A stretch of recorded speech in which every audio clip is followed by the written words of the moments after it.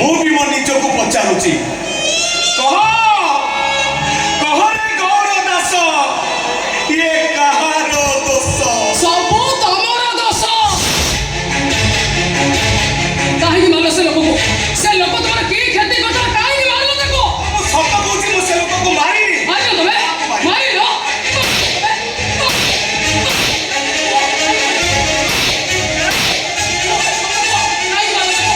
ମତେ ବିଶ୍ୱାସ କରୁନ କାହିଁକି?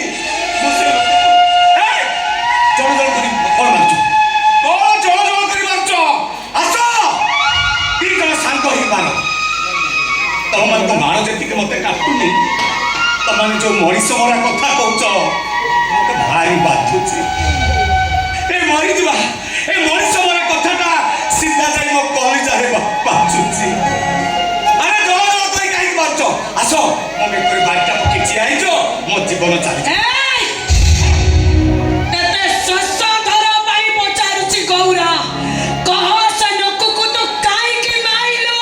ତୁ ଯେତେ ଥର ପଚାରିଲେ ବି ସେ ଗୋଟିଏ କଥା କହିବି, ମୁଁ ମାରିନି ମାରିନି ମାରିନି।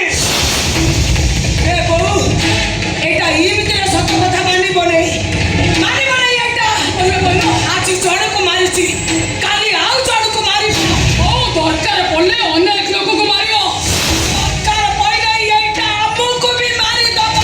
ତାହେଲେ କଣ କରିବା ଆମେ? ଆମେ ଭିରେ ମିଶି ୟାକୁ ମାରିଦବା। ମାରିଦବା।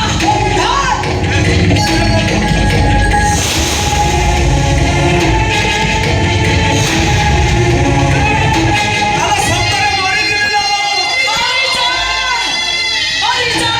ଆରେ ମୁଁ ମରିଗଲେ ତମମାନେ ପସ୍ତେଇବ, ସେଦିନ ଭାବିବ ତମମାନେ ଭୁଲ କରିଛ।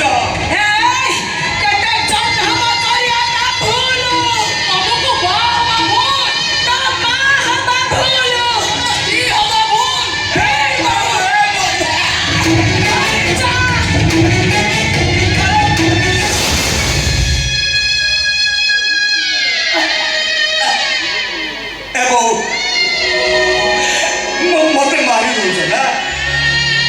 କାଲି ତମମାନେ ଭାବିବ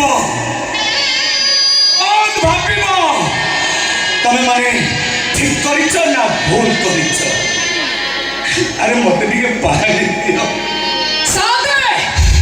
ଏ ମଣିଷ ମାନଙ୍କୁ ନେଇ ଯାଆନ୍ତୁ। ଏଇଟାକୁ ଜେଲକୁ ପଠେଇ ଦେବେ, ନହେଲେ ଫାଶୀ ଖୁଣ୍ଟରେ ଝୁଲେଇ ଦେବେ। ୟାରି ପାଇଁ ମୋ ଜୀବନଟା ନଷ୍ଟ ହୋଇଯାଇଛି। କେବଳ ୟାରି ପାଇଁ ଆଜି ନିର୍ଣ୍ଣିତ ହେଲା ମୋ ମା ପଡ଼ିଆ। ଆଜି ଭାବୁଛି କାହିଁକି ଏଇଟାକୁ ମୁଁ ଜନ୍ମ ଦେଲି।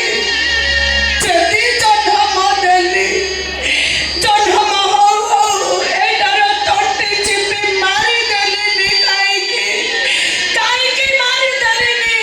ମରିଗଲୁଣି ତୁ, ପେଟରୁ ମରିଗଲୁଣି ବାହାରି। ଏ ବୋଉ, ମତେ ଡାକୁଛୁ, ମତେ ଗାଳି ଦଉଛୁ।